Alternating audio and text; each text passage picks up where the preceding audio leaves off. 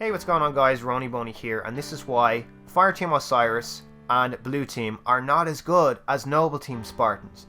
Now I'm fully aware, lore-wise, Blue Team and Fireteam Osiris would more than likely destroy Noble Team, but regarding character development and ambiance, Reach's Noble Team is unparalleled. Hell, even Halo Wars' Spartans are more badass than Blue Team in their in-game cutscenes and their portrayal. You know, Blue Team is made to look calm and stoic, but fails because they're too calm and stoic, and they're too quiet. There's no in-game development of Blue Team. You have to buy the Fall of Reach animated series, and you shouldn't have to pay for necessary story background. You shouldn't. And Fireteam Osiris is made to look awesome in that first, the first trailer we saw of Halo 5 Guardians, the first campaign trailer, and at the very start of the campaign, when they're jumping out of the Pelican, they're made to look awesome. They're taking on Wraiths, they're taking on half the fucking Covenant army that Chief couldn't even do by himself. They're doing all this, yet they've got no character development. What is going on here? Why is this happening? Well, Brian Reed is the answer to why that's happening. He wrote Halo 5's campaign, and people have been calling for his head on the forums. And you know what? I'm kind of with you guys. He fucked the campaign. What the fuck? Halo 5 has no campaign. It has levels, but it has no campaign. It has no story. It has no exposition. It has no replayability. I have played through Reach, Halo CE, Halo 2, Halo 3. Hell guys, ODST and Halo 4 I even played through and enjoyed their campaigns because there's actually something there. There is exposition there. People are talking to you. It's interactive. Pulling Cortana off a Chief, I think, really screwed it. I really think it did. And the fact of the matter is, if they're going to take Cortana away from Chief and not have that character always there, we are running around by ourselves, yet there's somebody there with us. If Cortana was not there, we needed something else to fill that void, and it wasn't filled, guys. And that's why Halo 5's campaign seems so incomplete. All these characters lacked substance, and a lot of them, they didn't need to lack substance. Blue Team, for instance, I've read Last Light, Fall of Reach, Ghosts of Onyx.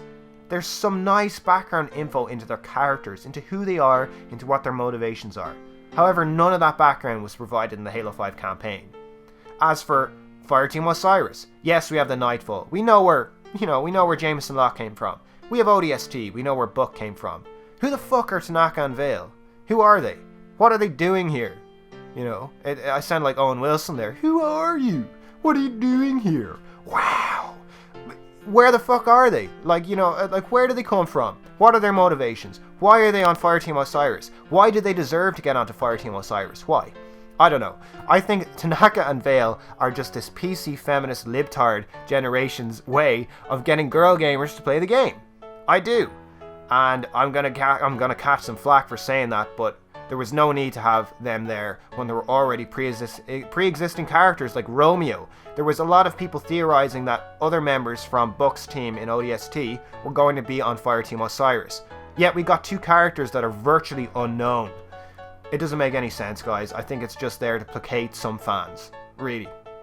So Halo Reach. Why did Halo Reach succeed in regards to its Spartans? So through pre-launch vidocs and in-game exposition, the portrayal of Noble Team was that they were hardened veterans. Spartan 3s were bred to kill and die before they get much experience at combat.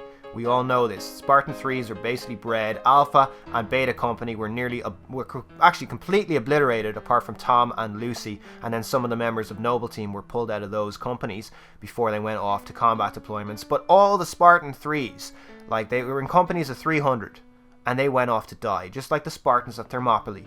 They died to buy time. That was the purpose of Spartan 3s. However, Noble Team are the exception to that rule. They're combat veterans, guys. They have personalities as well. I mean, look at George and Emil's relationship. They haze the fuck out of each other, as well as Carter and Kat's mutual respect and nearly love for each other. Guys, they're likable and they're memorable characters. And hell, even their armor was different and memorable to Halo 5 Spartans. I can't tell you what the hell Fireteam Osiris or Blue Team look like. However, I can tell you that, George had the big yellowish armor. I can tell you that Carter was in that blue armor, that Kat had a robot arm, that Emil had that skull painted on his visor.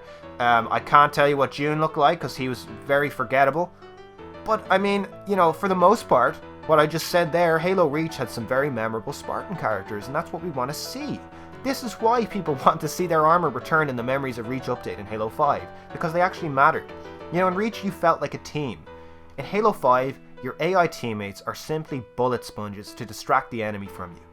The new AI Spartans and their leader Locke of Fireteam Osiris are just as weakly characterised as Blue Team guys is, and Buck, the only notable member of Osiris, had way more charisma in Halo 3 ODST, and so did his team. Hell, you even played missions as Buck's Helljumper squad to show the story's progression and to give character exposition. You could see their motivations. The story came together because you could see where everybody came from, where everyone started at, how they fought, and when they came back together as a team to help each other out. You know, to fight as brothers and sisters.